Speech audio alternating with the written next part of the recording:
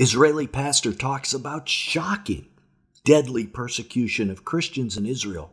Is this a prelude to the end times? In an interview with Christian pastor Howard Bass in this channel, he spoke openly about how Israel is an anti-Christian nation. Shocking, I know. And about some of the deadly persecution taking place there that Western Christians never hear about. So they planted what seemed to be a gift package at their door of their apartment. And at the time, their youngest son was home, who was a 15-year-old at the time. A helper was in the house, was there, and she saw the package at the door after she had taken the trash out. So she brought the package in, put it on the table inside. The son began to open it, and it blew up. Oh, my. Oh, my. That's what we're going to discuss today. That incident involved Jewish extremists. Muslim extremists are hard at work as well. A couple of weeks ago, at a church near Bethlehem, it was attacked by a large mob of Palestinian men who hurled rocks at the building while the congregants cowered inside, including its scout band, which was rehearsing for the Christmas season. Wadi Abu Nassar, the advisor and media spokesman of this congregation, described the terrifying assault as outrageous and pleaded with Palestinian Authority members to bring the attackers to trial. Not a single arrest has been made, and that, of course, is part of the problem on both sides, the Arab and Israeli side. Earlier in October, the Christian-owned Bethlehem Hotel was also the target of a violent attack by Muslim extremists after a video of the hotel displaying Jewish symbols, including a Star of David and menorah, went viral on Palestinian social media. The unidentified gunman opened fire on the exterior of the building and damaged several rooms and upper floors, while the owners were accused of, quote, promoting normalization with Israel by allowing the Jewish items to be placed in their conference room. That's all they did. Lastly, the Christian community is still reeling from the arrest of the evangelical pastor Johnny Shawan, who spent 40 days and nights in prison for entertaining Knesset member Yehuda Glick, who's famous for wanting to rebuild the Third Temple. And of course, as in the previous incidents, this pastor was accused of promoting normalization with the Zionist entity and welcoming extreme Zionist settlers into the center. The Shawan incident just brings together and encapsulates the risk faced by Christians if they're even seen speaking to a Jewish person. Of course, the opposite is also true, but not as widely publicized. The Jewish media keep it under wraps and keep it quiet. Let's hear more about this, though, from Pastor Bass. There's this idea that Christians have that persecution happens in like Afghanistan and North Korea and places like that. I bet there are very few of our viewers who have any idea that persecution of Christians is happening in Israel. I bet this is like shocking news to everybody. So I want to really concentrate on what you're talking about, because I think people aren't expecting to hear what you're saying right now. Israel, again, is an anti-Christian country. You know, Israel is the enemy of the gospel. Israel meaning the Jewish people, and because Israel is the state, Jewish state for the Jewish people, there's an inherent element there that's hostile to the gospel for the sake of you Gentiles, you Nelson and you Sam and all your listeners who might not be Jewish. So we have to keep that in mind, because Israel is still beloved for the Father's sake, right? God is faithful to his covenants to Abraham, to Isaac, and to Jacob, and to the people as a whole. And he's a purpose in this anti-Christian persecution. It has gotten deadly a couple of times. We've had, there's a family living in Ariel, which is in Samaria, and at Purim in 2008, a very right-wing Israeli American immigrant. The Americans are actually the worst sometimes, because they thought they're leaving Christian America, leaving Jesus, and they're coming to Israel and saying, wait, there are Jews here who believe in Jesus. We didn't come here for this. I've heard that from a Canadian before. She left Canada to get away from Jesus. She's finding he's here too. Okay, so he planted at Purim. We give food gifts. You see this in Esther, the book of Esther, the scroll of Esther, actually, that they said to give gifts, of food to one another. So at Purim, that's a big part of the tradition here still. The Purim itself has become more like Halloween and Carnival. Yes, a lot of costumes and things like that. Yeah, and nothing to do with what you read about, in the scroll of Esther. So they planted what seemed to be a gift package at their door of their apartment. And at the time, their youngest son was home, who was a 15-year-old at the time. A helper was in the house, was there, and she saw the package at the door after she had taken the trash out. So she brought the package in, put it on the table inside. The son began to open it, and it blew up. Oh my. Oh my. So it was, it didn't kill him. It did mar him quite a bit, obviously. He was pretty bloody. Cameras picked up in the stairwell, picked up some of the activity. Not everything, they didn't have as many cameras there as they do now. But they were targeting the father, who is an active servant of the Lord to the Jews, to the Palestinians, to Muslims. Very, very good, very open-hearted, and effective. And they were targeting him. Yes. So this happened during our lawsuit. Again, things were kind of developing at that time. We had taken the chief rabbi of Beersheba, who is the brother of Aryeh Deri. Perhaps you've heard of his name, even in the current government coalition. He's a prominent figure. He is his brother. He's the chief rabbi of Beersheba. We also sued. This is all like a civil suit, not criminal. A major anti-missionary organization called Yad L'Achim. They had organized a protest against us in 1998 during Hanukkah. They're the Maccabees, we're the Hellenists. About over 1,000 ultra-Orthodox came streaming to our property that we use in 1998. When I first saw them, I said, what's going on? Because I was seeing others coming down the street. I said, what's going on? He said, there are 3 busloads of teenagers coming here today to be baptized and made Christians. I said, where did you hear that? Our rabbis told us. Well, you can go and tell them they made a mistake. Nothing like that's happening here today. And they said, what, are you one of them too? I said, yes. So that didn't quieten them down. All these, they were coming. Again, over 1,000 came, including their chief rabbi and a lot of these people working with the Yad L'Achim. They were told the story that we kidnapped all these teenagers, minors, put them on buses, and we were bringing them to have a mass baptism to make them Christians. Well, if that were true, they had a reason to be upset, but it wasn't true at all. But this is the same thing that gets repeated over and over again, which riles up the rabble, you could say, what you see very quickly happening in the New Testament, which is what I thought of. I'm standing at the door to a walled-in property.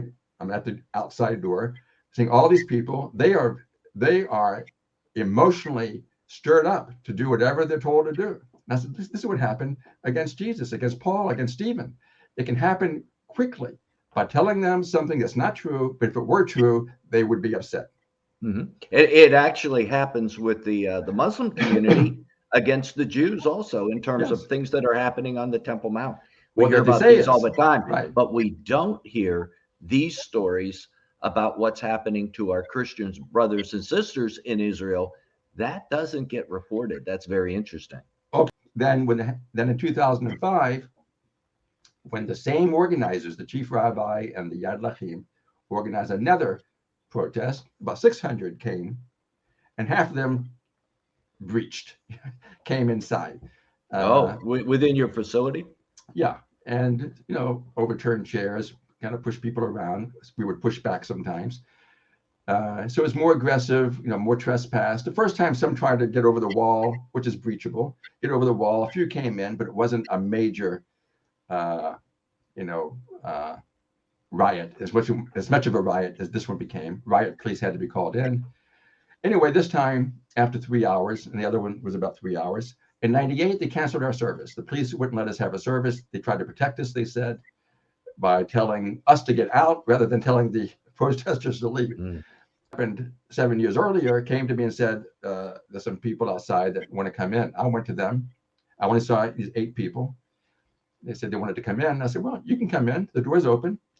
Just don't cause a disturbance. It's okay. They came in and immediately began banging on the plastic siding we had and making noise. I said, you're causing a disturbance. They said, what's the matter with the little noise? So then the person who was aware of what happened in '98, even though he wasn't in Beersheba, because that became big national news for several months. It raised the level of the Messianic community in Israel, newspapers, television, radio interviews, and things like that.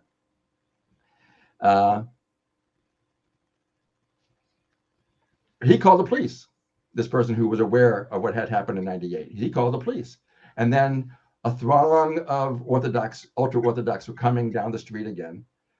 And this time they said 10 busloads of minors were coming in, and we were going to have a mass baptism to make Christians. Well, again, we had no busloads at all, of course. Pastor Bass now goes into the Israeli political situation that leads to some of this discrimination and persecution. Wait till you hear the name of the person that he lays the blame at. You're going to be surprised because it's probably someone that you support. Maybe because this is a conservative member of the Israeli government. But maybe we shouldn't be supporting this person as heavily as we do. Just listen. See, Netanyahu, who evangelicals love, does nothing to help the Messianic believers here. He's always putting someone like Derry into the Ministry of Interior, who controls visas, who controls who immigrates. Never, he's done nothing to help believers here, while he has all the support of the evangelical Americans in particular, of those who support Israel. The lots of evangelicals don't support Israel. But they need to say to him, look, what you're doing to them is affecting us. But do it humbly, not threateningly like Martin Luther eventually did. Just to let them know, we don't really appreciate this, but you want our support. We want to support you, but we also want to see you do something about the attitudes towards the Messianic believers. We lost a lot, but this time we decided to go to court. They said, we're not living in Europe, we're living in Israel. What we did was legal. What these rioters did was not legal. Are we going to wait till blood is drawn before we, actually try to get them to think about what they're doing? We never thought we would stop persecution. We wanted to put a stop sign up or, a traffic light. So for people who are being led by their authority figures to consider is this what they want? Is this what they really want to do when it turns out to be even not quite what they're being told? So I counseled with other Beersheba pastors, and then we counseled with Negev pastors, and then we counseled with national Israel, pastors from around the country. We knew this is not a personal battle. Whatever we do, whether we go to court or don't go to court, if we lose or if we win, it's going to affect everybody. So I wanted to make sure if we're going to go to court, we have the backing of the leadership, Messianic leadership, because it's a war. You're dealing in a war, and you don't go out. A spiritual war. A spiritual war, and we're not having it's not a personal thing. We just represent something. The event happened in 2005, like Christmas, Hanukkah time. The trial began in 2007.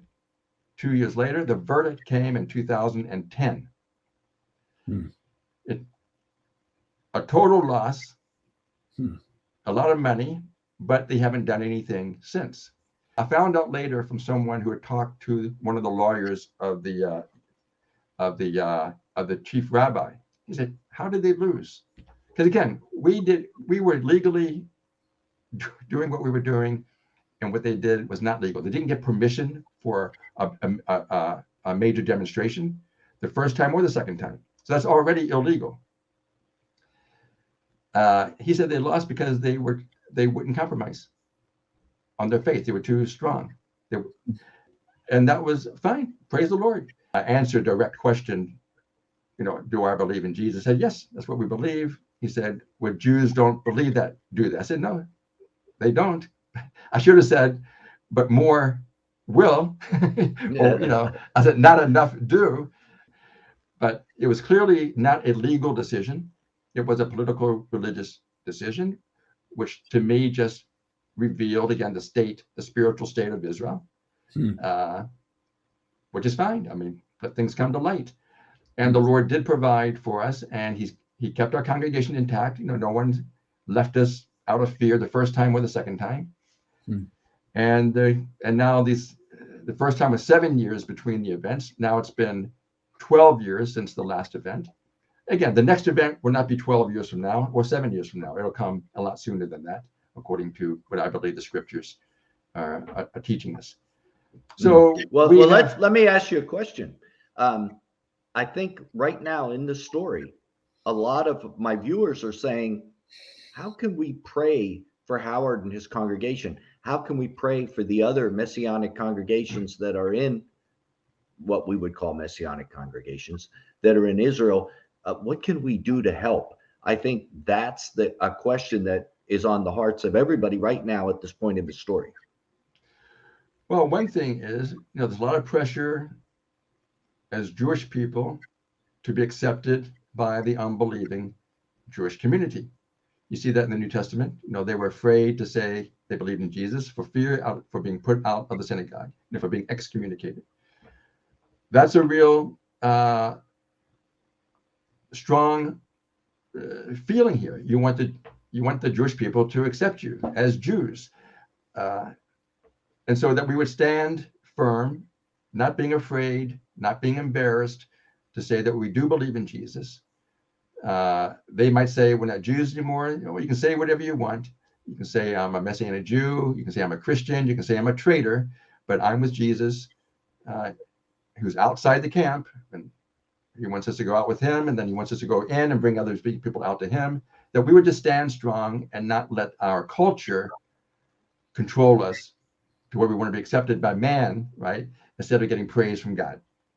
That's a big part of the prayer, I would say. It's an ongoing prayer, and you might need that in your own home countries and cities and states too. Absolutely. Right. But today we're talking about you guys, yeah. But there's no question that that's true. Right. So you can identify that. So you can identify with this prayer. It's not something strange and unique. But for the Jewish people, the focus of the spiritual attention, the antichrist attention, is here, in this country amongst this people. So it's a very, intense battle. Life is intense in Israel. I say, well, Abraham and Isaac and Jacob lived intense. So we're just following in their footsteps.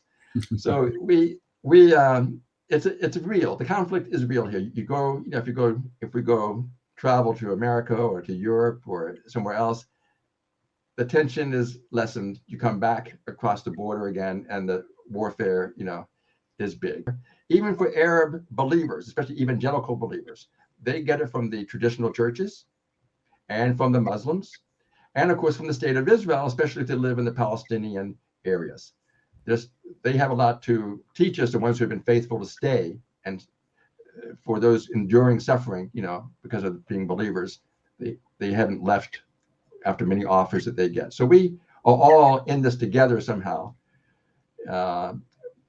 But the Jews being the chosen people, Satan, we know ultimately through the Antichrist, is going to persecute the Jews and the Christians in particular, along with any other human being. The mention of the Antichrist and false prophets brings up the topic in my mind of the Yehuda rabbi, who's currently popular in Israel. Pastor Bass has a lot to say about him as well.